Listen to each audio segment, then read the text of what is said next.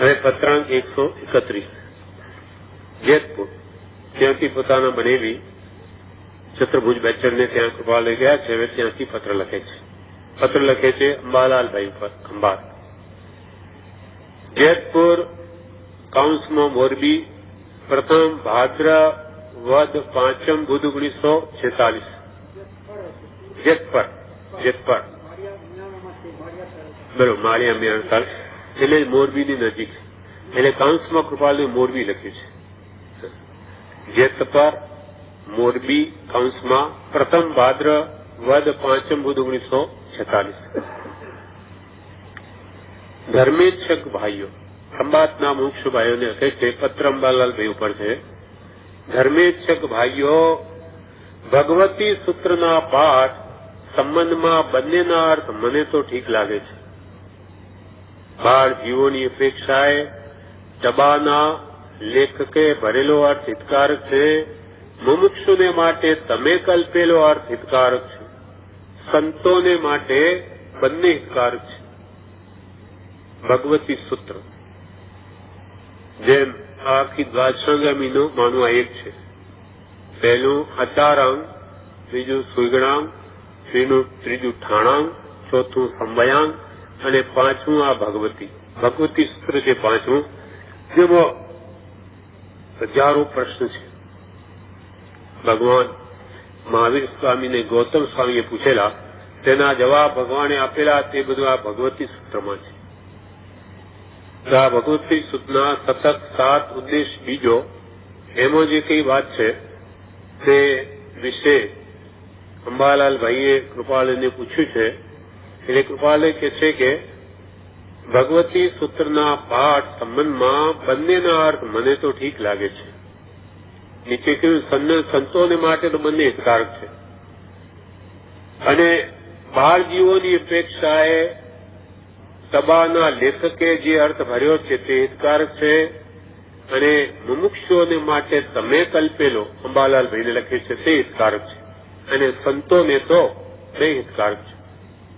હવે વાત શું છે તે નીચે જણાવે છે કે જ્ઞાનમાં મનુષ્યો પ્રયત્ન કરે એટલા માટે એ સ્થળે પ્રત્યાખ્યાનને દુષ્પ્રત્યાખ્યાન કહેવાની અપેક્ષા છે. યથાયોગ્ય જ્ઞાનની પ્રાપ્તિ જો ન થઈ હોય તો જે પ્રત્યાખ્યાન કર્યા હોય તે દેવાદિક ગતિ આપી સંસારના જ અંગભૂત થાય છે. તે માટે તેને દુષ્પ્રત્યાખ્યાન કહ્યા છે. પણ એ સ્થળે પ્રત્યાખ્યાન જ્ઞાન વિના ન જ કરવા એમ કહેવાનો હેતુ તીર્થંકર દેવનો છે જ નહીં. પ્રત્યાખ્યાન આદિ ક્રિયાથી જ મનુષ્યત્વ મળે છે, ઉચ્ચ ગોત્ર અને આર્ય દેશમાં જન્મ મળે છે તો પછી જ્ઞાનની પ્રાપ્તિ થાય છે. માટે એવી ક્રિયા પણ જ્ઞાનની સાધનભૂત સમજવી જોઈએ છે. વી રાયચંદના યથોચિત. આમાં કૃપાલદેવે કહ્યું કે જે આપણે પચકાણ લઈએ છીએ પ્રત્યાખ્યાન એ કે છે યથાયોગ્ય જ્ઞાનની પ્રાપ્તિ જો ન થઈ તો જે પ્રત્યાખ્યાન કર્યા હોય નહીં. પહેલા છે જ્ઞાનમાં મનુષ્યો પ્રયત્ન કરે એટલા માટે એ સ્થળે પ્રત્યાખ્યાનને દુષ્પ્રત્યાખ્યાન કહેવાની અપેક્ષા છે. એમાં પ્રત્યાખ્યાનને દુષ્પ્રત્યાખ્યાન કહ્યા. શા માટે? તો કે જેથી ક્રિયા જડ એવા મનુષ્યો જ્ઞાનનો પ્રયત્ન કરે, માત્ર પચકાણ કરે. તો શા માટે પચકાણ કરવા છે? એ પહેલા લક્ષ્ય કર્યા વગર, આત્માર્થનો લક્ષ્ય થયા વગર જે કંઈ પણ કરવામાં આવે છે તે માત્ર પુણ્ય બંધાવી દેવલોક આદિના સુખ આપીને ફરી સંસારમાં જ રજડાવે છે. માટે આત્માર્થના લક્ષ્ય વગર, જ્ઞાની પુરુષની આજ્ઞા વગર જે કંઈ પણ કરવામાં આવે તે પ્રત્યાખ્યાનને દુષ્પ્રત્યાખ્યાન કહ્યા. જ્ઞાનમાં મનુષ્યો પ્રયત્ન કરે એટલે જ્ઞાન મેળવવા, તત્વને જાણવા માટે મનુષ્યો પ્રયત્ન કરે એટલા માટે એ સ્થળે પ્રત્યાખ્યાનને દુષ્પ્રત્યાખ્યાન કહેવાની અપેક્ષા છે. દુષ્પ્રત્યાખ્યાન શા માટે કહ્યા? કે માત્ર ક્રિયાજળ જીવોને ભાન આવે કે કે તમે લક્ષ્ય વગર આ બધું કરી જાઓ છો, જેમ નિયમો કહ્યું તેમ, તેથી તમારો મોક્ષ નહીં થાય. માટે પ્રથમ તત્વ જાણો અને પછી પ્રત્યાખ્યાનને આચરો તો જ તે કલ્યાણરૂપ થશે. જ્ઞાનમાં મનુષ્યો પ્રયત્ન કરે એટલા માટે એ સ્થળે પ્રત્યાખ્યાનને દુષ્પ્રત્યાખ્યાન કહેવાની અપેક્ષા છે. યથાયોગ જ્ઞાનની જો પ્રાપ્તિ જો ન થઈ હોય તો જે પ્રત્યાખ્યાન કર્યા હોય તે દેવાદિક ગતિ આપી સંસારના જ અંગભૂત થાય. યથાયોગી જ્ઞાનની પ્રાપ્તિ એટલે સમ્યક જ્ઞાનની પ્રાપ્તિ, આત્મજ્ઞાનની પ્રાપ્તિ જો યથાયોગ નહીં થઈ હોય તો પ્રત્યાખ્યાન કર્યા હોય તે માત્ર દેવાદિક ગતિ આપી સંસારના જ અંગભૂત થાય. એટલે સત્પુરુષ દ્વારા સાચું જ્ઞાન જો નહીં મળ્યું હોય, સમ્યક જ્ઞાન, અને સ્વચ્છંદે પ્રત્યાખ્યાન કરે કે કુગુરુ આશ્રય કરે તો ક્રિયા તો કોઈ વાંજની નથી અને ફળ આપે, પણ એ માત્ર એને દેવાદી ગતિ આપી અને સંસારમાં જ રજડવાનું કારણ થાય. કેમ એમ? તો કે આ જીવને આત્માર્થનું લક્ષ્ય થાય તો શાનું લક્ષ્ય રહે? ઊંડે ઊંડે સંસારનું જ રહે. દેવલોકાની ઈચ્છા, આ ભાવના સુખની ઈચ્છા એ લક્ષ્ય હોવાથી એની ક્રિયા તે માત્ર સંસાર અર્થે આત્માર્થે નહીં થાય. એટલે કહ્યું દાન તપશીલ વ્રત નાથયાણા વિના સહી બાધક કરે ભવયુપાધિ.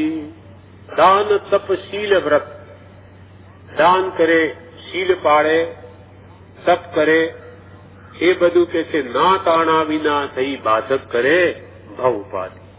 સત્પુરુષની આજ્ઞા વગર શા માટે કરવા છે એ કરીને અંતરમાં રહેલા જે દોષો એ ઘટાડવાનું જો લક્ષ્ય ન હોય તો એ બધું જ માત્ર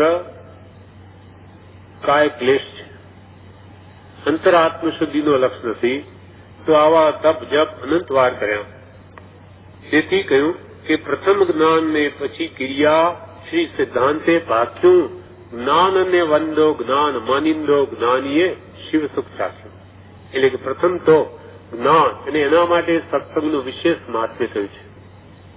સત્સંગમાં પહેલા તો ધર્મ શું, કર્મ શું, શા માટે આ બધું કરવું છે એ બધું જાણવું જોઈએ, અને એકાએક જાણીને પછી તેને સમ્યક રીતે આરાધવું જોઈએ. એટલે કૃપાલય કે છે કે યથાયોગ્ય જ્ઞાનની પ્રાપ્તિ જો ન થઈ હોય તો જે પ્રત્યાખ્યાન કર્યા હોય તે દેવાદિક ગતિ આપી સંસારના જ અંગભૂત થાય છે. તેમ દાન, શીલ, તપ, ભાવ વગેરેથી જે પુણ્ય બાંધે એનાથી દેવગતિ પ્રાપ્ત થાય, પણ ત્યાં આત્માર્થનો લક્ષ્ય હોવાથી જે મોહમાં પડી અને તે બધું પુણ્ય ને ત્યાં એના ફળ ભોગવી લઈ અને ફરી સંસારમાં આવીને મોહમાં પડી જાય છે. માટે કહ્યું કે સત્પુરુષે આ બધી ક્રિયાઓ અંતરાત્મ લક્ષ્ય કરવા કહ્યું, આત્મશુદ્ધિ માટે. એ લક્ષ્ય જો નહીં થાય તો તે પ્રત્યાખ્યાન પણ દુષ્પ્રત્યાખ્યાન છે. એ ભગવંતનો કહેવાનો કૃપાલુ કે આશય છે. બાકી એવું નથી કહેવું કે પચખાણ કરવા જ નથી, એમ ભગવાન તીર્થંકરોનો કહેવાનો આશય નથી. પણ એ સ્થળે પ્રત્યાખ્યાન જ્ઞાન વિના ન જ કરવા એમ કહેવાનો હેતુ તીર્થંકર દેવનો છે જ નહીં. એમ ભાઈ કે હવે પ્રત્યાખ્યાન આવી રીતે અનંતવાર બધું ભોગ થયું માટે હવે શું કરવા, એમ નથી કહ્યું. બધું જ કરવાનું છે, પણ સમજીને કરવાનું છે, સમ્યક રીતે કરવાનું છે. પણ એ સ્થળે પ્રત્યાખ્યાન જ્ઞાન વિના ન જ કરવા એમ કહેવાનો હેતુ તીર્થંકર દેવનો છે જ નહીં. તીર્થંકર ભગવંતે કોઈ પચખાણ વગેરેનો નિષેધ કર્યો નથી. એનું પણ કારણ કે છે કેમ કે પ્રત્યાખ્યાનાદિક ક્રિયાથી જ મનુષ્યત્વ મળે છે. આ મનુષ્યપણું આપણે પામ્યા જે કઈ આવી ક્રિયાઓ કરી જપ તપ વગેરેની, તેને લઈને જ પુણ્ય બંધાયું આ મનુષ્ય ભાવ પામ્યા છીએ. પ્રત્યાખ્યાનાદિક ક્રિયાથી જ આ મનુષ્ય ભાવ મળે છે. ઉચ્ચ ગોત્ર અને આર્ય દેશમાં જન્મ મળે છે. આપણે આવા અનારી દેશમાં નહીં જન્મીને ભારત એવા આર્ય દેશમાં જન્મ્યા, તે પણ ઉત્તમ કુલમાં જન્મ્યા, ઉત્તમ ગોત્ર પ્રાપ્ત થયું, મનુષ્ય ભાવ મળ્યો, એ વગેરે બધું આ પુણ્યનું ફળ છે. આ પચકાણ તપજપ વગેરેનું જ ફળ છે. એટલે ભગવાને કોઈ દિવસ આવી ક્રિયાનો નિષેધ કર્યો જ નથી. અને આ બધી આવા ઉત્તમ આર્ય દેશમાં મનુષ્ય જન્મ વગેરે મળે ઉચ્ચ ગોત્ર, ત્યારે જ પછી જ્ઞાનની પ્રાપ્તિ થાય છે. પ્રત્યાગ જ્ઞાનાની ક્રિયાથી જ મનુષ્યત્વ મળે છે, ઉચ્ચ ગોત્રને આર્ય દેશમાં જન્મ મળે છે, તો પછી જ્ઞાનની પ્રાપ્તિ થાય છે. માટે એવી ક્રિયા પણ જ્ઞાનની સાધકભૂત સમજવી જોઈએ છે. તેથી એવી વ્રત તપ પચખાણ આદિની ક્રિયા પણ જ્ઞાનની, આત્મજ્ઞાનની સાધનભૂત સમજવી જોઈએ છે. એમાં એના કારણભૂત છે. એમાં કે ભાઈ આપણે તો કઈ એની જરૂર નથી એવું નથી, ખાઈ પીને મોક્ષ મળી જશે એવું નથી. આ શક્તિઓ બધી છોડી અને યથાશક્તિ તપ જપમાં પ્રવર્તે જ કાર્યસિદ્ધિ થશે. વી રાયચંદના યથોચિત એનું પણ વિવેચન નથી. પત્રાંક 132 ભવાણિયા પ્રથમ ભાદ્રવદી 13 શુક્ર 1946. આ પત્ર સૌભાગભાઈ ઉપર છે. સૌભાગભાઈ ઉપરનો આ પહેલો પત્ર, પહેલામાં પહેલો પત્ર સૌભાગભાઈ ઉપરનો આ છે. પત્રાંક 132 ભવાણિયા પ્રથમ ભાદ્રવદી 13 શુક્ર 1946. ક્ષણમપી સજ્જન સંગતિ રેખા ભવતી ભવાર્ણવ તરણે નૌકા. ક્ષણવારનો પણ સત્પુરુષનો સમાગમ તે સંસારરૂપ સમુદ્ર તરવાને નૌકારૂપ થાય છે. એ વાક્ય મહાત્મા શંકરાચાર્યજીનું છે અને તે યથાર્થ જ લાગે છે.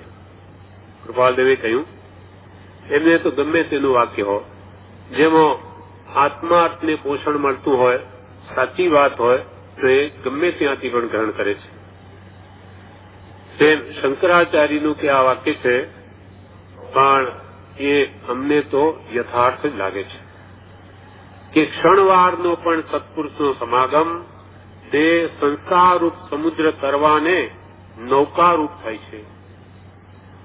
સત્પુરુષનો સંગ એક ક્ષણ માત્રનો હોય, તે પણ એને મોક્ષ માર્ગે ચઢાવી દે અથવા સંસાર સમુદ્રથી પાર ઉતારવા માટે જહાજ સમાન બની જાય છે. ક્ષણમપી સજ્જન સંગતિ રેખા ભવતી ભવાર્ણવ. ભવાર્ણવ એટલે સંસારરૂપી સમુદ્ર, અર્ણવ એટલે સમુદ્ર, તરણે નૌકા. સંસારરૂપી સમુદ્રને તરવા માટે તે નૌકા સમાન બની જાય છે. એના વિશે કબીરદાસજીએ પણ કહ્યું છે કે એક ઘડી આધી મેં પુનિયાદ તુલસીદાસજી કહ્યું, તુલસી સંગત સાધુ કી હરે કોટી અપરાધ. એક ઘડી એટલે કેટલી? 24 મિનિટ. એક ઘડી આધી ઘડી, એક ઘડી પણ એટલો સમય નહીં મળે તો અડધી એટલે 12 મિનિટ જ થઈ. એટલી પણ નહીં મળે તો આધી મેં પુનિયાદ એટલે એની પણ અડધી 6 મિનિટ પણ તુલસી સંગત સાધુ કી હરે કોટી અપરાધ. સત્પુરુષોની સંગતિ ક્ષણવાર પણ થાય તો એ કરોડો કર્મોને હણવા સમર્થ છે, આખું જીવન પલટાવી દે એવી એમાં તાકાત છે. સત્પુરુષોનું યોગ બળ જગતનું કલ્યાણ કરવા. ક્ષણવારનો પણ સત્પુરુષોનો સમાગમ તે સંસારરૂપ સમુદ્ર તરવાને નૌકારૂપ થાય છે. એ વાક્ય મહાત્મા શંકરાચાર્યજીનું છે અને તે યથાર્થ જ લાગે છે. સંબંધમાં પણ આવે છે, આપણે બોલીએ સવારમાં એમાં, એક ખીણ મનરા પરમ પુરુષ સંદેશા હાથે લાલ પ્રાપ્તિ હોવે તો પામીએ જી. એક ખીણ મનરમ, એક ખીણ એટલે એક ક્ષણ, એક ક્ષણ માત્રનો પરમ પુરુષનો જો સંગ થઈ ગયો અને એનામાં આપણું જો મન રમી ગયું તો કે છે આછે લાલ પ્રાપ્તિ હોવે સ્વરૂપની પ્રાપ્તિ કરાવી શકે એવી તાકાત સત્પુરુષોના ક્ષણ માત્રના સમાગમમાં રહેલી છે. એક ખીણ મનરા પરમ પુરુષ દેખા આછે લાલ પ્રાપ્તિ હોવે તો પામીએ જી. અને આ પોતે કૃપાલ કે અમને તો આ વાત યથાર્થ લાગે છે. યથાર્થ કેમ કે એમને સૌભાગભાઈના આ પ્રથમ મુલાકાત આપેલો પત્ર છે, એટલે કે આ પહેલી મુલાકાત જે તમારો સમાગમ અમારે થયો એમ બંનેને પરસ્પર એવું થઈ ગયું કે ખૂબ આનંદ થયો. સૌભાગભાઈને ખૂબ આનંદ થયો કૃપાળુનું સમાગમ કરવાથી, અને કૃપાળુદેવને પણ સમાગમ સૌભાગભાઈનું થવાથી એમને પણ ઘણો આનંદ થયો. અને વિયોગથી અનાનંદ થયો, દુઃખ થયું. એટલે સત્સંગ કેટલો પ્રિય છે મહાપુરુષોને પણ. એ પણ સમય સમય સત્સંગમાં નિવાસી છે, તો આપણા જીવા માટે તો સત્સંગથી દૂર રહેવું જ ન જોઈએ. અને એવી જોગવાઈ છે માટે, નહીં તો ક્યાં જાય. 24 કલાક આત્માર્થ સાધુઓ છે તેવું ક્યાં સ્થળ છે કે જ્યાં નહીં રહીએ? તો છે આજે પ્રભુની કૃપાએ. માટે આપણે જેવા તો સત્સંગમાં જ નિરંતર વાસ કરવો જોઈએ, તો કંઈ પણ બેચારાની કે અલ્પમાત્ર પાપો મુઠી લાભ લઈ શકે, નહીં તો આત્મા કઈ ના આવે અને મનુષ્ય ભાવ વિકલ્પમાં કે આરંભ પરિક્રમમાં જ વ્યતીત થઈ જાય. હવે આગળ કહે છે, સૌભાગભાઈને લખે છે કૃપાલને, આપે મારા સમાગમથી થયેલો આનંદ અને વિયોગથી અનાનંદ દર્શાવ્યો, તેમજ આપના સમાગમ માટે મને પણ થયું છે. આપે મારા સમાગમથી થયેલો આનંદ અને વિયોગથી અનાનંદ દર્શાવ્યો, અને તેમજ આપના સમાગમ માટે મને પણ થયું છે. આપણો વિયોગ થયો એથી મને પણ દુઃખ થયું, અને એવું તમને થયું, અને જે સમાગમથી તમને આનંદ થયો એવો અમને પણ આનંદ થયો છે. અંતઃકરણમાં નિરંતર એમ જ આવ્યા કરે છે કે પરમાર્થ રૂપ થવું અને અનેકને પરમાર્થ સાધ્ય કરવામાં સહાયક થવું એ જ કર્તવ્ય છે. તથાપી કઈ તેવો યોગ હજુ વિયોગમાં છે. આજે 130મા પત્રમાં જે કહ્યું ને, અમારી કે અંતરંગ ઈચ્છા એ અમે ક્યાંય જણાવી નથી, અને કોઈ સ્થળે કહી નથી, કહી શકાતી નથી, કહી શકાય એમ નથી, એમ કહ્યું કે આ સૌભાગભાઈના પત્રમાં કહ્યું કે અમારા અંતઃકરણમાં નિરંતર એમ જ આવ્યા કરે છે કે પરમાર્થ રૂપ થવું. પરમાર્થ એટલે શું છે? પરમાર્થનો અર્થ પરમ એટલે ઉત્કૃષ્ટ, અર્થ એટલે પદાર્થ. ઉત્કૃષ્ટ પદાર્થ આ જગતમાં શું છે? આત્મા. તો આત્મા રૂપ થવું, જે મય બની જવું, શુદ્ધ આત્મ સ્વરૂપને પામવું, એમાં સ્થિર રહેવું, એવું અંતઃકરણમાં નિરંતર આવ્યા કરે છે. અંતઃકરણમાં નિરંતર એમ જ આવ્યા કરે છે કે પરમાર્થ રૂપ થવું અને અનેકને પરમાર્થ સાધ્ય કરવામાં સહાયક થવું એ જ કર્તવ્ય છે. આ કૃપાલની અંતરંગની ભાવના. અને અનેક જીવો પણ પોતાના સહજાત્મ સ્વરૂપને પામે એમાં સહાયક થવું, એવી જે અંતરંગ ભાવના હતી, તેના માટે ભલે ને એમને આવો ઉપાધિનો ઉદય રહ્યો, તો પણ પોતે હજારો પત્રો લખી ગયા. મોક્ષમાળા રચી, પુષ્પમાળા રચી, આત્મસિદ્ધિ રચી. જેટલું કરી શક્યા આવી અલ્પ વયમાં તેટલું તો કરી ગયા. જેમ આનંદગંજી સમાજ વચ્ચે નહીં રહ્યા તો પણ જંગલમાં રહીને પણ જેટલું કલ્યાણ એમનાથી કરી શકાયું એવું સૌનો લખીને પણ કરી ગયા. એમ કૃપાલદેવની એવી અંતરંગ ભાવના હતી, તે પ્રભુશ્રીજીએ તેને મૂર્ત રૂપ આપ્યું, એમાં સહાયક થઈ અને ભગવાન મહાવીરનો સાચો મોક્ષ માર્ગ તે પ્રગટ કરી લીધો. અંતઃકરણમાં નિરંતર એમ જ આવ્યા કરે છે કે પરમાર્થ રૂપ થવું અને અનેકને પરમાર્થ સાધ્ય કરવામાં સહાયક થવું એ જ કર્તવ્ય છે. તથાપી કઈ તેવો યોગ હજુ વિયોગમાં છે. હજુ એ યોગ આવતો નથી, વિયોગમાં છે. અને ભવિષ્ય જ્ઞાનની જેમાં અવશ્ય છે તે વાત પર હમણાં લક્ષ નથી. કોઈ ભવિષ્ય જ્ઞાન વિશે કઈ સૌભાગભાઈએ પૂછ્યું હશે તો કે એ હવે જાણવા માટે ભવિષ્ય જ્ઞાનની જરૂર છે, પણ તે વાત પર હમણાં કોઈ લક્ષ નથી. અમારું તો નિરંતર હમણાં એમ જ આવ્યા કરે છે કે બસ સર્વોત્કૃષ્ટ એવો શુદ્ધ આત્મા તેને પામીને એમાં રમી રહીએ અને જગતના મુમુક્ષુ જિજ્ઞાસુ જીવોને પણ તે માર્ગના પીપાસુ બનાવીએ, એ જ અમારા અંતરમાં ઈચ્છા છે. અંતઃકરણમાં નિરંતર એમાં જ આવ્યા કરે છે કે પરમાર્થ રૂપ થવું અને અનેકને પરમાર્થ સાધ્ય કરવામાં સહાયક થવું એ જ કર્તવ્ય છે. તથાપી કઈ તેવો યોગ હજુ વિયોગમાં છે. ભવિષ્ય જ્ઞાનની જેમાં અવશ્ય છે તે વાત પર હમણાં લક્ષ્ય રહ્યું નથી. આટલો જ પત્ર છે. આનું વિવેચન છે. વિવેચનમાં જણાવે છે, શ્રીમદ રાજચંદ્ર આશ્રમ અગાસ અષાઢ સુદ એકમ સંમત 2009. કૃપાળુ દેવ સૌભાગભાઈને પોતાને જે ઉપાધિ યોગની મુશ્કેલી છે તે લખે છે. કૃપાળુ દેવ સૌભાગભાઈને લખે છે કે અમને આ ઉપાધિની યોગની મુશ્કેલી છે. સંસારમાં બેઠા છે તેથી ઉપાધિ તો આવે જ. અમે પોતે સંસારમાં બેઠા તો સંસારમાં જ ત્રિવિધ તાપ હોય. આદિ વ્યાધિ ઉપાધિ ક્યાં હોય? સંસારમાં જ હોય.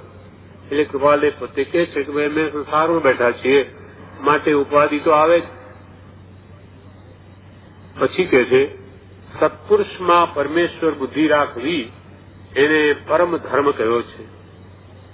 સત્પુરુષ પ્રત્યે વિશ્વાસ હોય, તેમની ભક્તિ હોય તો પછી કઈ વાંધો નહીં. પ્રભુશ્રીજી બપોરે બહેનો દર્શન કરવા આવે ત્યારે નાના છોકરાઓને પ્રસાદ આપતા. એક દિવસ નારંગીના છોડાના કટકા કરી બધાને આપ્યા અને કહ્યું કે ખાઈ જાઓ. પહેલા તો શું કહ્યું કે સત્પુરુષમાં પરમેશ્વર બુદ્ધિ રાખવી અને પરમ ધર્મ કહ્યો છે. સત્પુરુષ અને પરમાત્મામાં કોઈ અંતર જ નથી. અને જે કોઈ અંતર માને છે તેને માર્ગની પ્રાપ્તિ પરમ વિકટ છે. ઉડતું સુંદરદાસ કહે છે, પરમા તમારો પરમ ગુરુ दोनों एक समान, પણ સુંદર કહત વિશેષ યહ કે ગુરતે પાવે જ્ઞાન. સુંદરદાસજી કહે છે કે પરમાત્મા અને પરમ ગુરુમાં કોઈ અંતર નથી. અને ઉડતું ગુરુમાં તો એક વિશેષતા છે કે પરમાત્મા તો સ્વસ્વરૂપ શુદ્ધાત્માને પામીને એમાં રમણતા કરીને સિદ્ધ અવસ્થા પામી ગયા, જયારે ગુરુ તો આપણને જ્ઞાન આપે અને આગળ વધારે. તેથી ગુરુમાં વિશેષ પણ રહ્યું છે. ગુરુ ગોવિંદોનું કડે કિસકુ લાગુ પાય તો કે બલિયારી ગુરુદેવ કી જેને ગોવિંદ દિયો બતાય.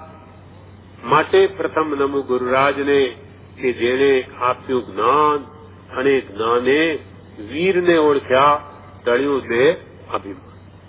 સુંદર કહત વિશેષ યહ કે ગુરુતે પાવે જ્ઞાન. ગુરુથી જ્ઞાનની પ્રાપ્તિ થાય અને જ્ઞાન દ્વારા જ ભગવાન તીર્થંકરોનું સ્વરૂપ ઓળખી શકાય. એટલે પ્રથમ ગુરુની જરૂર છે. ગુરુ વગર જ્ઞાન પ્રાપ્ત થાય નહીં અને આ જીવ પરમાત્માનું મૂળ સ્વરૂપ જાણી શકે.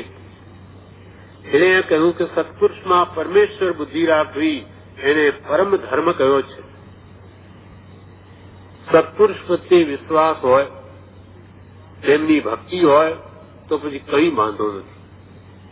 પહેલા તો સત્પુરુષ પર દ્રઢ વિશ્વાસ જો થઈ જાય અને એના પ્રત્યે જો ભક્તિ ઉગે તો પછી કઈ ફિકર નથી. અમે કાળે કરી પણ એનો મોક્ષ નિશ્ચિત છે.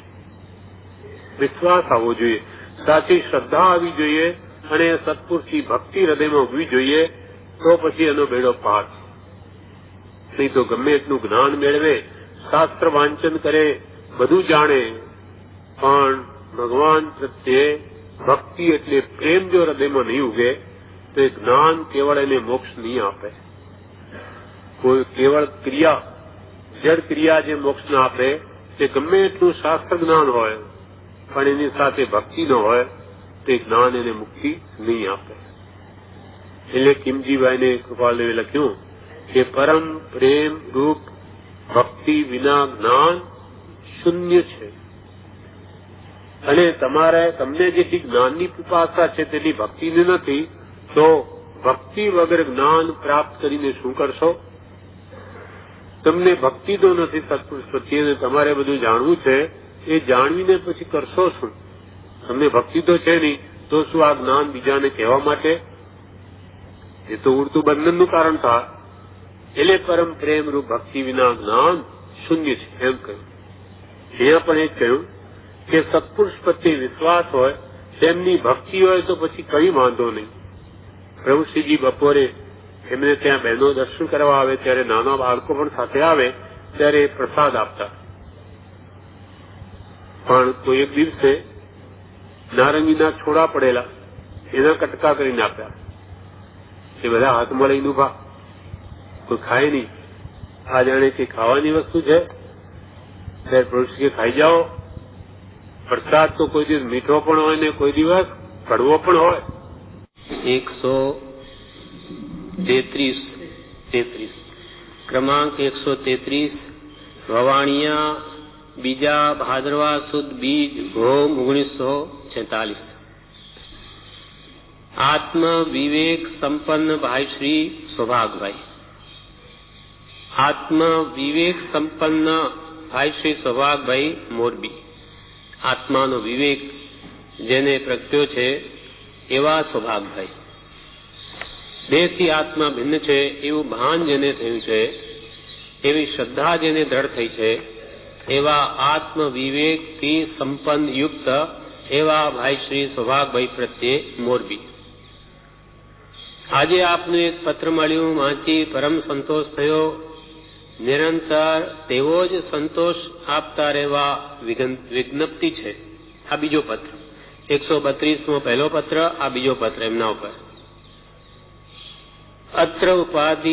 અત્ર જે ઉપાધિ છે તે એક અમુક કામથી ઉત્પન્ન થઈ છે અને તે ઉપાધિ માટે શું થશે એવી કઈ કલ્પના પણ થતી નથી.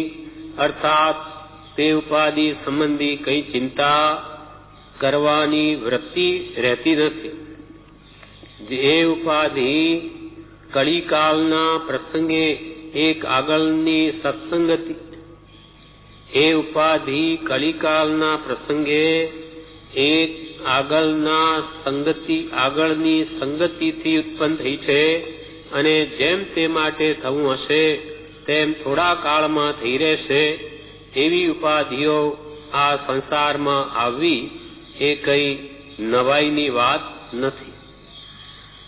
કૃપાલદેવે સૌભાગભાઈને લખ્યું કે અમને ઉપાધિ છે.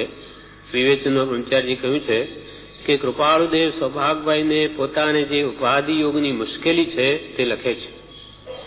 સંસારમાં બેઠા છે તેથી ઉપાધિ તો આવે જ. કૃપાલ કે સંસારમાં અમે બેઠા છીએ તો ત્રિવિધ તાપમય સંસાર છે, આધિ વ્યાધિ ઉપાધિનું ઘર છે, એટલે સંસારમાં બેઠા માટે ઉપાધિ તો આવે જ. એટલે અત્ર ઉપાધિ છે તે એક અમુક કામથી ઉત્પન્ન થઈ છે. એમ લાગે છે કે અમુક કામ એટલે પૂર્વે જે કામ કર્યા તેના ફળ રૂપે એ ઉપાધિ આવી છે. તે એક અમુક કામથી ઉત્પન્ન થઈ છે અને તે ઉપાધિ માટે શું થશે એવી કઈ કલ્પના પણ થતી નથી. જે થવાનું છે તે થશે એ સંબંધી કોઈ અમને વિકલ્પ નથી. અર્થાત તે ઉપાધિ સંબંધી કઈ ચિંતા કરવાની વૃત્તિ રહેતી નથી. એ ઉપાધિ કળીકાલના પ્રસંગે એક આગળની સંગતિથી ઉત્પન્ન થઈ છે. આગળની સંગતિ એટલે પૂર્વે જે કર્મ બાંધ્યા એના પ્રારબ્ધના ઉદય આ ઉપાધિ આવી છે. અમારા જ બાંધેલા કર્મ છે તે ભોગવીએ છે. એ ઉપાધિ કળીકાલના પ્રસંગે એક આગળની સંગતિથી ઉત્પન્ન થઈ છે અને જેમ તે માટે થવું હશે તેમ થોડા કાળમાં થઈ રહેશે. એવી ઉપાધિઓ આ સંસારમાં આવવી એ કઈ નવાઈની વાત નથી.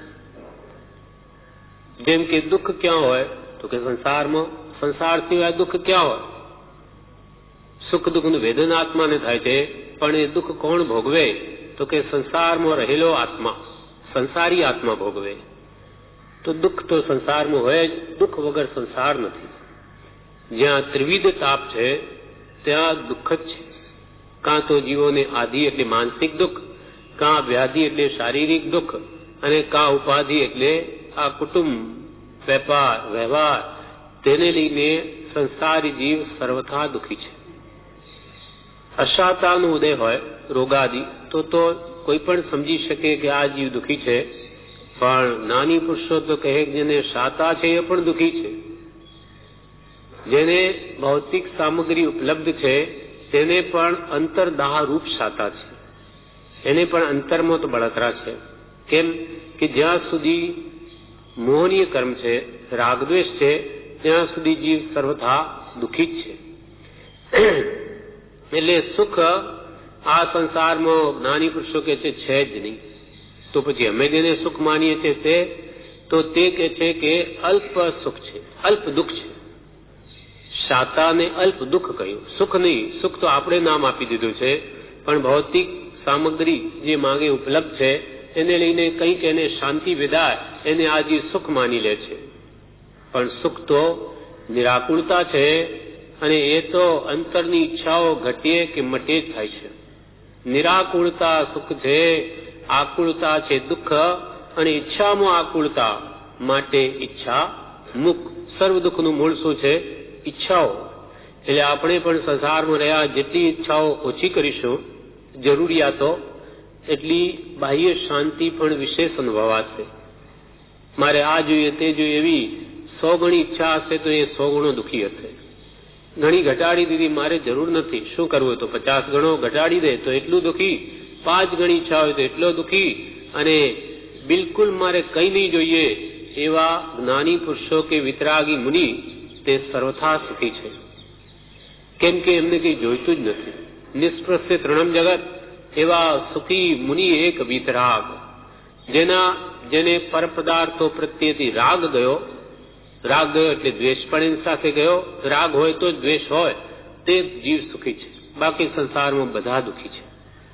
એટલે અહીંયા કહ્યું કે ઉપાધિ કે દુઃખ એ સંસારમાં હોય તો સ્વાભાવિક છે, એમાં કોઈ નવાઈ નથી. એવી ઉપાધિઓ આ સંસારમાં આવવી એ કઈ નવાઈની વાત નથી. હવે આગળ કે છે, પણ એવા સંસારના દુઃખમય પ્રસંગોમાં પણ જો ઈશ્વર પર વિશ્વાસ હશે તો કૃપાલદેવ કે સર્વ સુખ છે.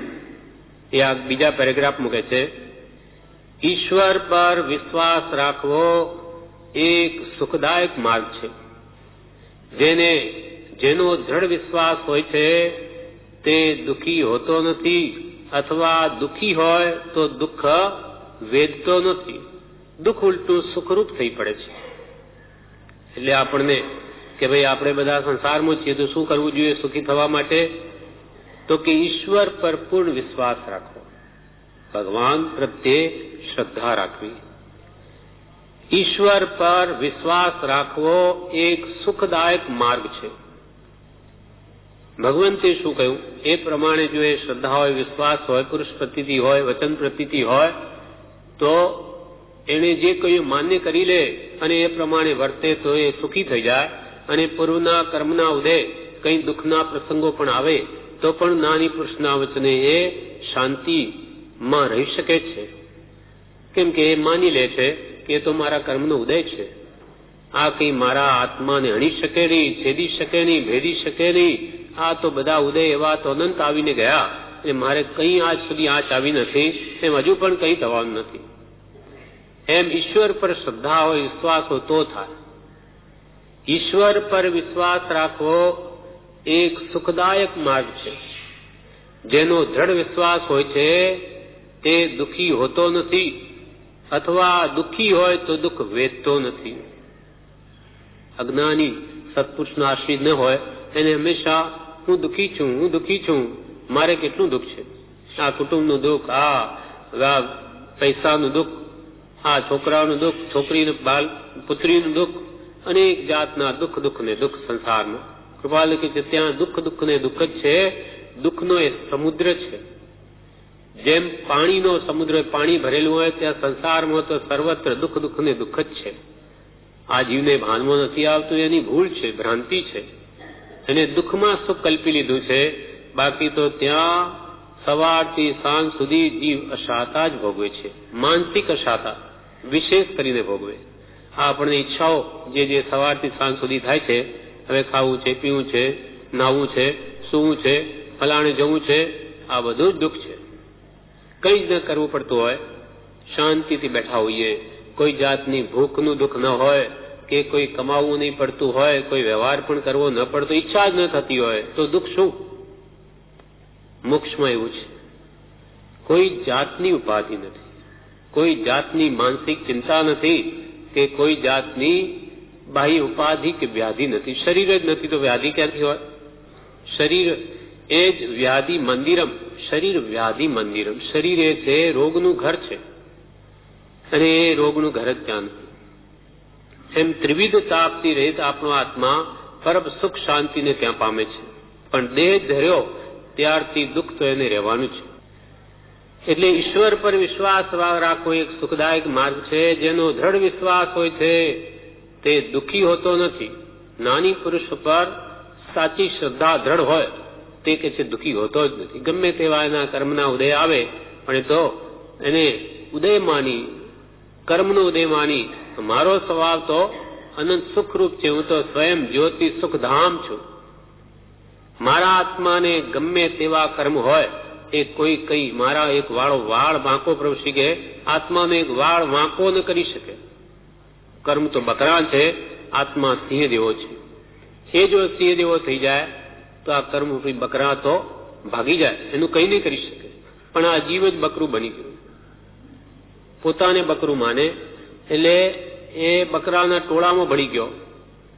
તો બીજો સિંહ આવ્યો જ્ઞાની પુરુષની જેમ, એને કેવું તરાડ પાડી એને, અને પેલો પણ સિંહનું બચ્ચું એ બકરા સાથે ભાગવા લાગ્યું. ત્યારે અરે તું કેમ ભાગે? તું તો મારી જાતનો છું, સિંહ છું. વોરે એને ઉભો રહીને જો તારી મારી જાત એક છે કે નહીં, જો શરીર. ત્યારે હા હવે તું તરાડ પાડ, અવાજ કર જોરથી. તેણે કર્યો, પેલા બકરા ભાગી ગયા. એમ આપણે પણ સિંહ જેવા છીએ, ભગવાન જેવો આપણો શુદ્ધ આત્મા છે, પરમાત્મા જેવો, પણ એ જાતને જ ભૂલી ગયો. માટે એને દેહ સ્વરૂપ માને છે, તેથી એની બધી શક્તિ અવરાઈ ગઈ છે. એ જો સમજાઈ જાય કે હું પણ ભગવાન છું, હું પરમાત્માથી મૂળ સ્વરૂપે કંઈ કમ નથી, ઓછો નથી, અને એ સ્વરૂપને ધ્યાવે તો કર્મરૂપી બકરા ભાગી જતા કઈ વાર ન લાગે. એટલે અહીંયા કહ્યું એવો પહેલા તો આપણને આત્માનો અનુભવ થયો નથી. ત્યાં સુધી જેને પરમાત્મા સ્વરૂપ પ્રાપ્ત છે એવા પરમ કૃપાળુ દેવમાં પૂર્ણ વિશ્વાસ જોઈએ. જેનો દ્રઢ વિશ્વાસ હોય છે તે દુઃખી હોતો નથી, અથવા દુઃખી હોય તો પણ દુઃખ વેદતો નથી. આ દુઃખ તો છે એ તો મારા કર્મના ઉદયને લઈને છે, એવો મારે કંઈ આ થવાની નથી. માટે એનું વેદન એટલે સમજતો નથી, દુઃખ પોતાનું માનતો નથી. દુઃખ ઉલટું સુખરૂપ થઈ પડે છે. સુખરૂપ કેવી રીતે થઈ પડે? તો કે સત્પુરુષનો આશ્રિત એમ માને કે આ તો સારું થયું કે આજે મારે માથે કૃપાળદેવ જેવા છે અને આ દુઃખ આવ્યું તો આટલી મારી દેણદારી પતી ગઈ, ઓછું થયું એટલું ભાર કર્મનું ભોગવાઈને, એમ પોતાને હલકો થયેલો માને. એટલે કે જ્ઞાની પુરુષના આશ્રયમાં દુઃખનો ઉદય આવે, રોગનો કે અશાતાનો, તો એને ક્ષમતાએ ભોગવી ને આનંદ માને કે સારું થયું, દેણદારી પતી ગઈ. આપણા ઉપર દેણું હોય 5 લાખનું હોય, 2 લાખ કે લાખ 2 લાખ ચૂકવાય એટલું તો ઓછું થયું, એમ સત્પુરુષનો આશ્રિત માને. અને એને દ્રઢ વિશ્વાસ હોય કે મારા કરેલા જ ઉદયમાં આવે છે, કોઈ બીજાના મારે ભોગવવા પડતા જ નથી, એવો સિદ્ધાંત છે. ભગવાન તીર્થંકરોનો આ સિદ્ધ કરેલો અનુભવ છે, સિદ્ધાંત, કે પોતાના જ બાંધેલા કર્મનો ઉદયને ભોગવવો પડે છે, બીજાનો નહીં. એટલે મારી જ દેણદારી મારે ભોગવવી જ છે, મારે એને નિવર્તાવવી છે, તો એમાં શું ખોટું છે? સારું છે. એમ માનીને શુભ ભાવ કે એની કૃપાએ હું સહજાત્મ સ્વરૂપના ધ્યાનમાં ભક્તિમાં રહી શકું છું, અને ઉપરથી વળી દેણદારી પતે છે, નવીન દેણદારી થતી નથી, એટલે એને દુઃખ પણ ઉડતું સુખરૂપ થઈ પડે છે. ઈશ્વર પર વિશ્વાસ રાખવો એક સુખદાયક માર્ગ છે. જેનો દ્રઢ વિશ્વાસ હોય છે તે દુઃખી હોતો નથી, અથવા દુઃખી હોય તો દુઃખ વેચતો નથી, દુઃખ ઉલટું સુખરૂપ થઈ પડે છે. એના માટે બ્રહ્મચારી વિવેચનમાં કહ્યું કે સત્પુરુષમાં પરમેશ્વર બુદ્ધિ રાખવી એને જ્ઞાનીઓએ પરમ ધર્મ કહ્યો છે.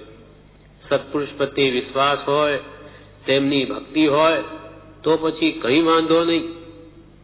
બ્રહ્મચારી કહે છે સત્પુરુષ પ્રત્યે જ વિશ્વાસ છે અને તેમની સાચી ભક્તિ અંદરમાં હોય તો કઈ વાંધો નહીં. ગમે તેવા કર્મના ઉદય આવો એ બધા મરવા આવે છે. પ્રભુ શ્રી કા કર્મનો ઉદય આવે તે મરવા આવે, અર્થાત જવા આવે. તું જોયા કર. એવી સત્પુરુષ પ્રત્યેની દ્રઢ શ્રદ્ધાને રાખી મનમાં સ્મરણમાં રહી અને જોયા કરે તો એ કર્મોદય જતો રહે, નવીન ન બંધાય. પ્રભુ શ્રીજી બપોરે બહેનો દર્શન કરવા આવે ત્યારે નાના છોકરાઓને પ્રસાદ આપતા. એક દિવસ નારંગીના છોડા કટકા કરી બધાને આપ્યા અને કહ્યું કે ખાઈ જાઓ. તે તો બધા લઈને ઉભા કે આના નારંગીના છોડા થોડે ખવાય. એટલે પ્રભુ શ્રી કે પ્રભુ પ્રસાદ તો કોઈ દિવસ ગળ્યો હોય અને કોઈ દિવસ કડવો પણ હોય. તેમાં સંસારમાં પુણ્યના ઉદય શાતાનો ઉદય પણ હોય અને પાપના ઉદય હોય તો શાતાનો ઉદય આવે. એટલે બેને ભોગવી લેવા પડે. શાતામાં કે છે છકી ન જવું અને અશાતામાં દુઃખી ન થવું, બંને ક્ષમતાએ ભોગવી એથી નિવૃત્ત થવું. હવે આગળ કે છે કૃપાલદેવ ત્રીજો પેરેગ્રાફ. આત્મેચ્છા એવી જ વર્તે છે કે સંસારમાં પ્રારબ્ધ અનુસાર ગમે તેમાં શુભાશુભ ઉદય આવો, પરંતુ તેમાં પ્રીતિ અપ્રીતિ કરવાનો આપણે સંકલ્પ પણ ન કરવો. કૃપાલદેવ કે છે આત્મેચ્છા તો કે અમારી એવી વર્તે છે કે સંસારમાં પ્રારબ્ધ અનુસાર ગમે તેવા શુભ કે અશુભ ઉદય આવો, પરંતુ તેમાં પ્રીતિ અપ્રીતિ કરવાનો આપણે સંકલ્પ પણ ન કરવો. આવી દશા જેમની છે એ તો કે ગમે તેવા ઉદય આવો આપણે એમાં રાગદ્વેષ કરવા જ નહીં. કેમ કે એમની તો દશા એવી જ છે. નીચે પોતાની દશા જ લખે છે કે રાત્રિ અને દિવસ એ પરમાર્થ વિશેનું જ મનન રહે છે. આહાર પણ એ જ છે, નિદ્રા પણ એ જ છે, શયન પણ એ જ છે, સ્વપ્ન પણ એ જ છે, ભય પણ એ જ છે, ભોગ પણ એ જ છે, પરિગ્રહ પણ એ જ છે, ચલન પણ એ જ છે, આસન પણ એ જ છે. અધિક શું કહેવું? હાડ માંસ અને તેની મજ્જાને એક જ એ જ રંગનું રંગન છે.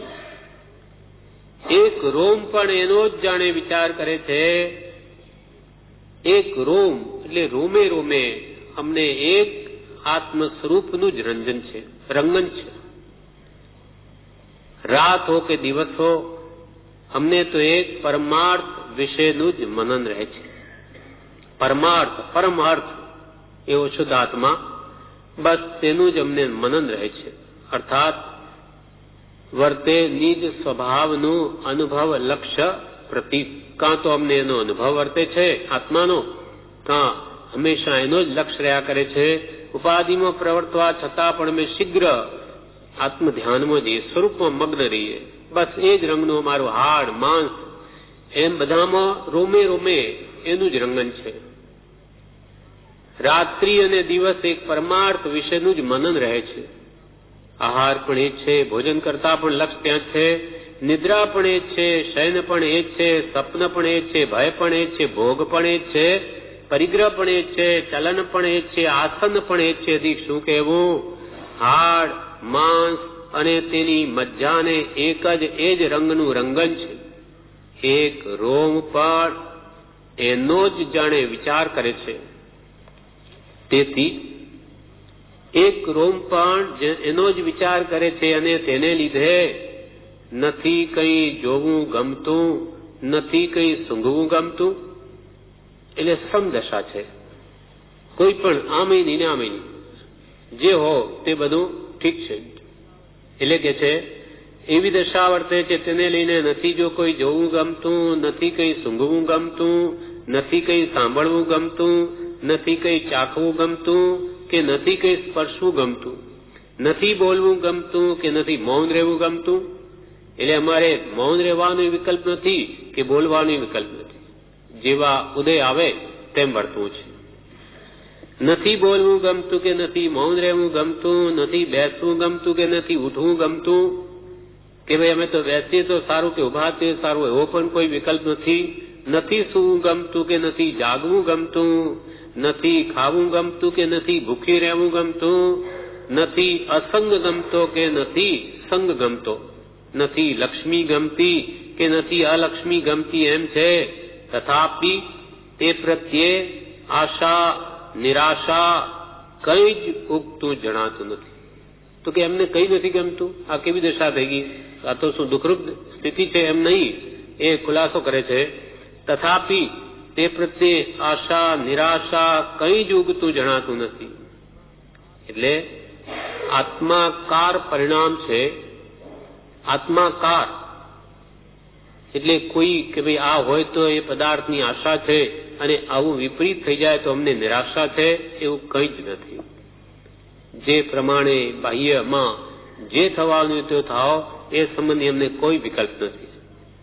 તથાપી તે પ્રત્યે આશા નિરાશા કંઈ જ ઉગતું જણાતું નથી. તે હો તો પણ ભલે અને ન હો તો પણ ભલે, એ કંઈ દુઃખના કારણ નથી. એટલે બાહ્ય સામગ્રી હો તોય ભલે અને ન હો તોય ભલે. સમદશાચા તે હો તો પણ ભલે અને ન હો તો પણ ભલે, એ કંઈ દુઃખના કારણ નથી. બાહ્ય ભૌતિક સામગ્રીની ઉપલબ્ધિ કે એના અભાવ એ દુઃખનું કારણ નથી. હવે દુઃખનું કારણ શું છે તે કહે છે. તે હો તો પણ ભલે ન હો તો પણ ભલે, એ કંઈ દુઃખના કારણ નથી.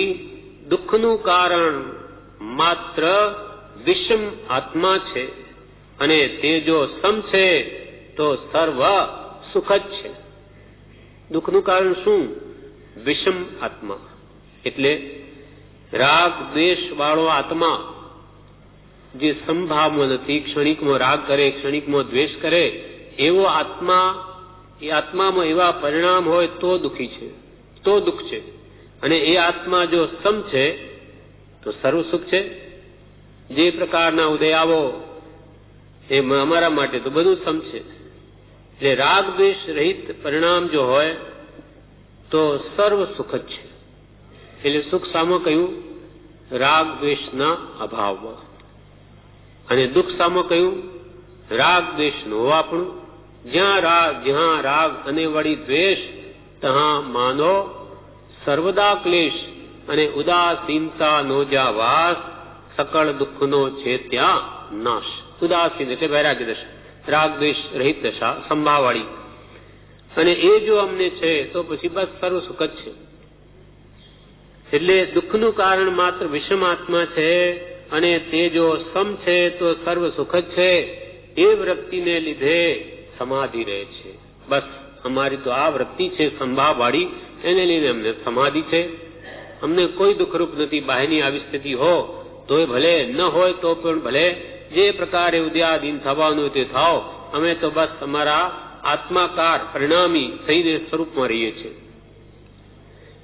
એ વૃત્તિને લીધે સમાધિ રહે છે.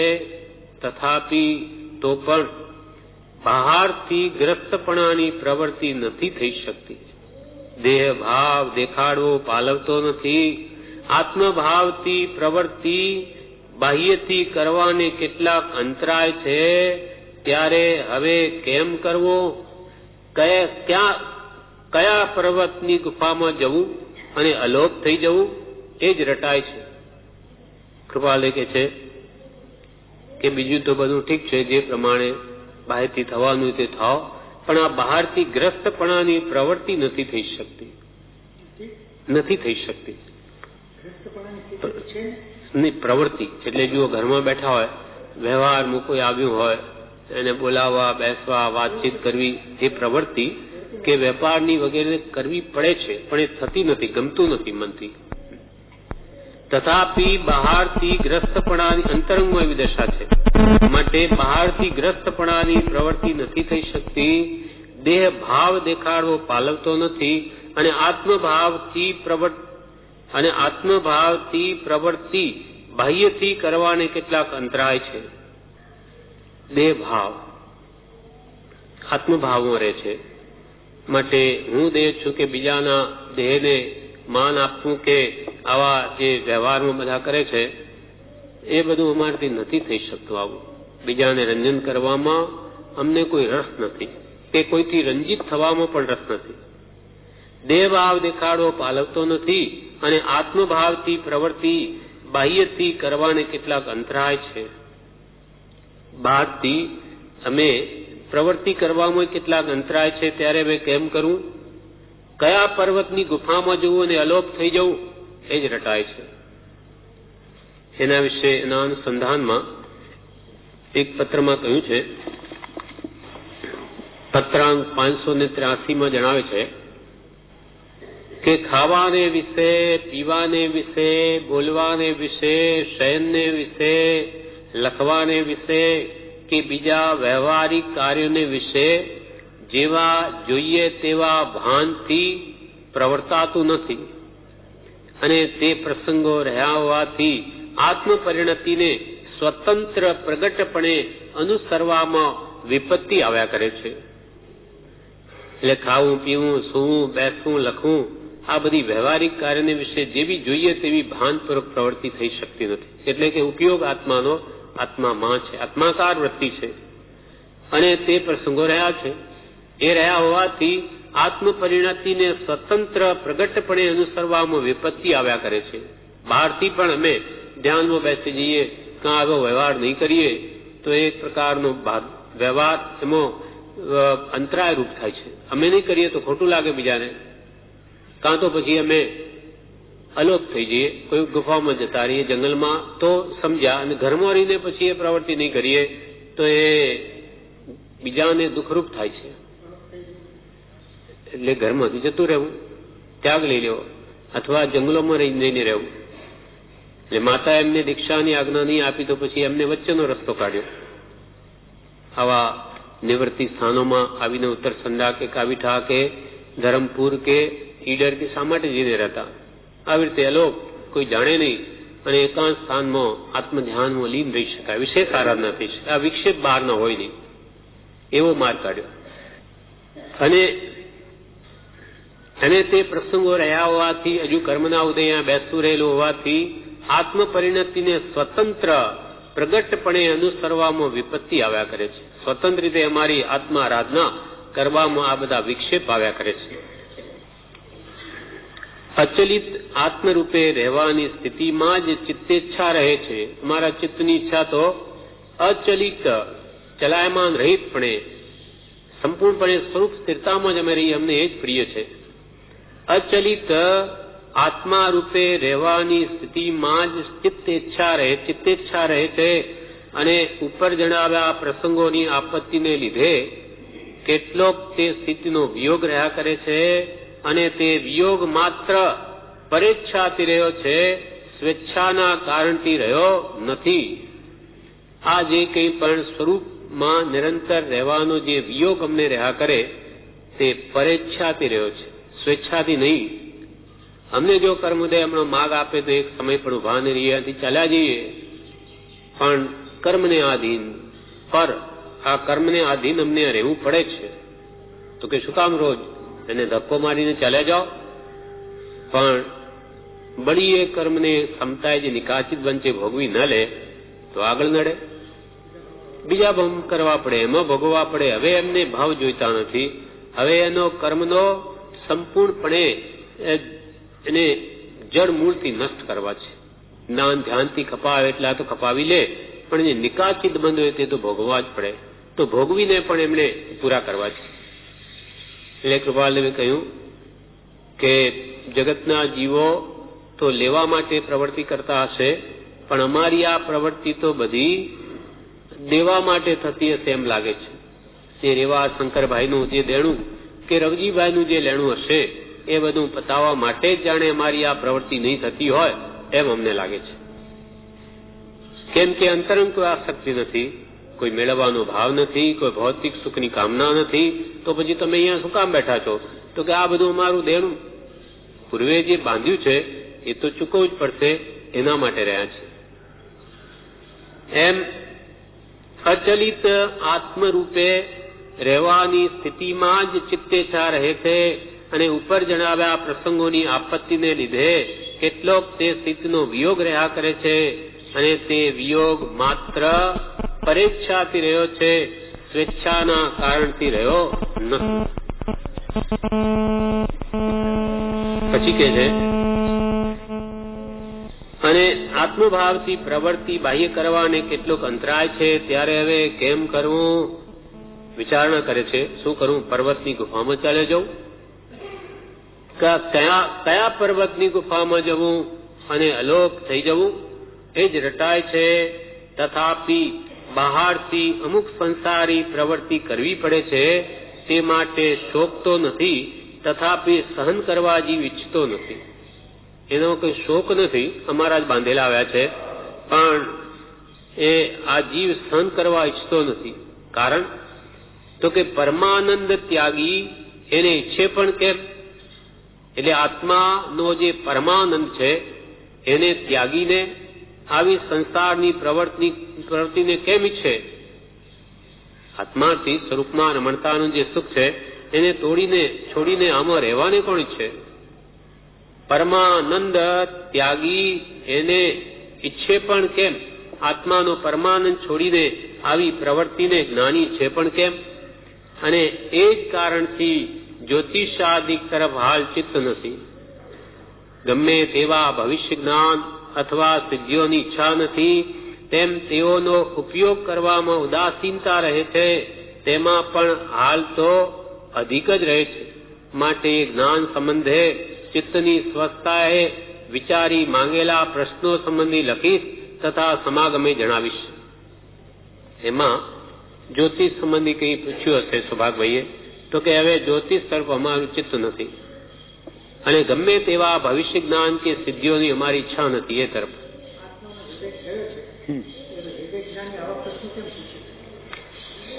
વિવેક જ્ઞાની સૌભાગભાઈ ને? હા, સૌભાગભાઈ ને. હા,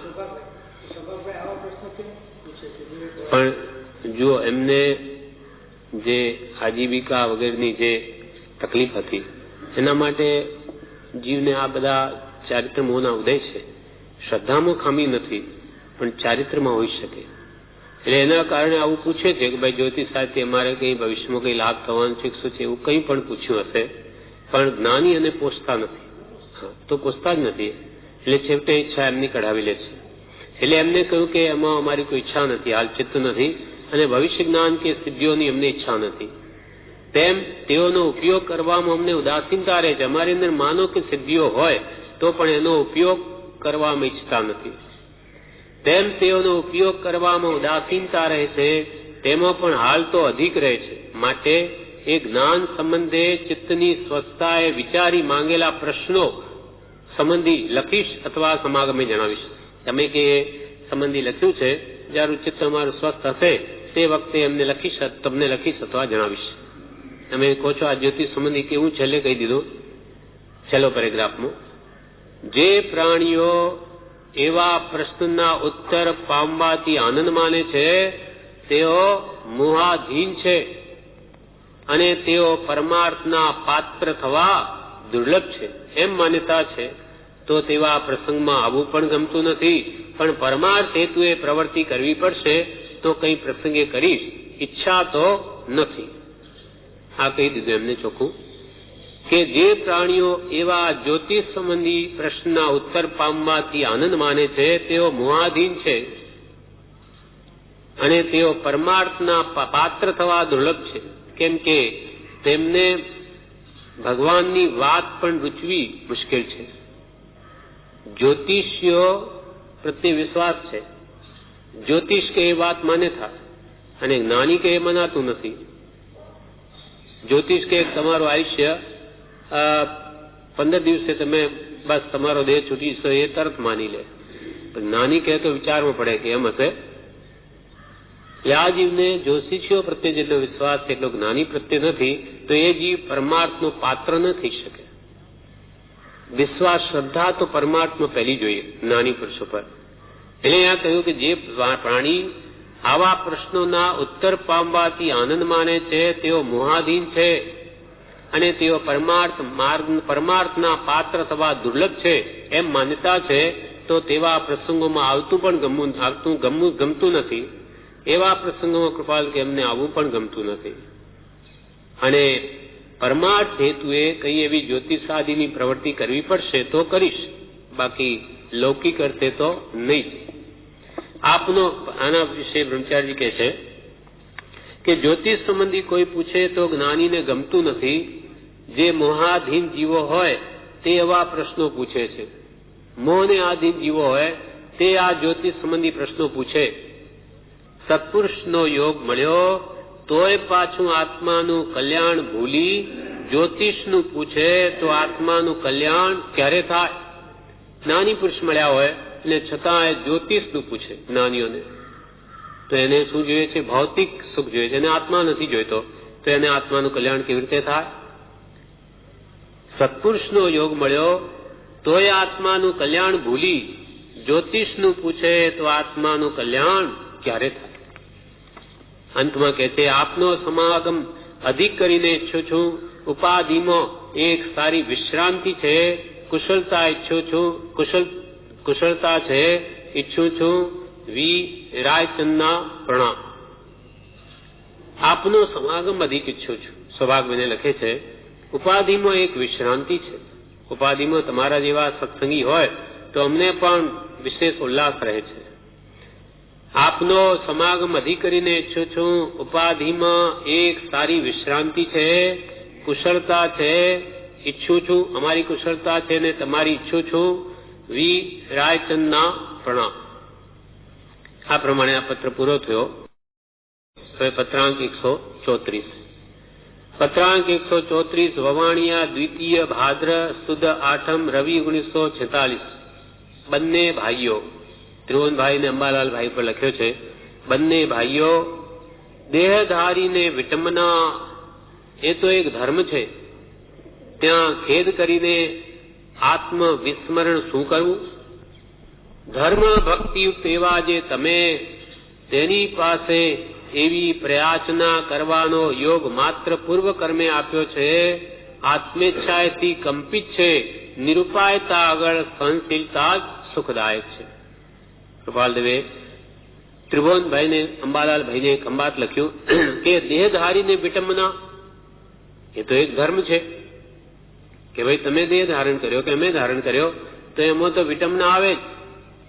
ઉપાધિ આદિ વ્યાધિ ને ઉપાધિ એ તો હોય જ, એમાં કોઈ નવાઈ નથી. એ તો એનો ધર્મ છે, સ્વભાવ છે. દેહધારીને વિટંબના એ તો એક ધર્મ છે. શારીરિક વેદનાને દેહનો ધર્મ જાણી અને બાંધેલા એવા કર્મોનું ફળ જાણી સમ્યક પ્રકારે અહ્યાસ્વાયોગ છે. 460માં પત્રમાં કૃપાલદેવે કહ્યું કે રોગ આવે તો રોગ શરીરમાં જ આવે, કે ભીતમાં કે કબાટમાં નહીં આવે, કે કોઈ પુસ્તકમાં ન હોય. રોગ જરા ને નિવાસનું ધામ તો શરીર છે, તો એમાં રોગ આવે, એમાં સી નવાય? એ તો એનું સ્થાન છે, ઘર છે. એમ અહીંયા કહ્યું દેહધારીને વિટંબના એ તો એક ધર્મ છે. ત્યાં ખેદ કરીને આત્મવિસ્મરણ શું કરવું? આ દેહમાં રોગ આવે તો આત્માને ભૂલી અને ખેદ શું કામ કરવો? આત્માને કેમ ભૂલી જવો? એનો ધર્મ બજાવે તો આપણે આપણો ધર્મ બજાવો. દેહધારીને વિટંબના એ તો એક ધર્મ છે. ત્યાં ખેદ કરીને આત્મવિસ્મરણ શું કરવું? આત્માને કેમ ભૂલી જવો દેહને નિમિત્તે? ધર્મ ભક્તિયુક્ત એવા જે તમે કે ધર્મ ભક્તિયુક્ત એટલે આત્મ સ્વભાવ પ્રાપ્ત કરવા પ્રત્યે જેને રાગ છે એવા તમે છો. ધર્મ એટલે આત્મ સ્વભાવ પ્રાપ્ત કરવા પ્રત્યે આપને તમારા બેને રાગ છે, ભક્તિ છે. માટે ધર્મ ભક્તિયુક્ત એવા જે તમે તેની પાસે એવી પ્રયાચના કરવાનો યોગ માત્ર પૂર્વ કર્મે આપ્યો છે. હા હા બરાબર. એટલે કે એવી પ્રાર્થના કરવાનો યોગ પૂરો કર્મે આપ્યો છે, એવી સ્થિતિ થઈ. એટલે એવી કોઈ આ વાત ક્યાંથી જાણી? ના, આ વાત ક્યાંથી જાણી? કોની પાસે? અચ્છા અચ્છા. એટલે એવી કોઈ નાણાંની ભીડ પડી હશે, નાણાંની, એટલે એમની પાસે માંગણી કરી. એટલે કૃપાલય કે છે કે જે ધર્મ ભક્તિ તેવા તમે, એવા જે તમે, તેની પાસે એવી પ્રાર્થના કરવાનો યોગ માત્ર પૂર્વ કર્મે આપ્યો છે. આત્મેચ્છા એથી કંપિત છે, આત્મા અમારો એથી કંપાયમાન થાય છે, પણ નિરૂપાયતા આગળ સહનશીલતા સુખદાયક છે. આ ક્ષેત્રમાં આ કાળે આ દેહધારીનો જન્મ થવો યોગ્ય નહોતો.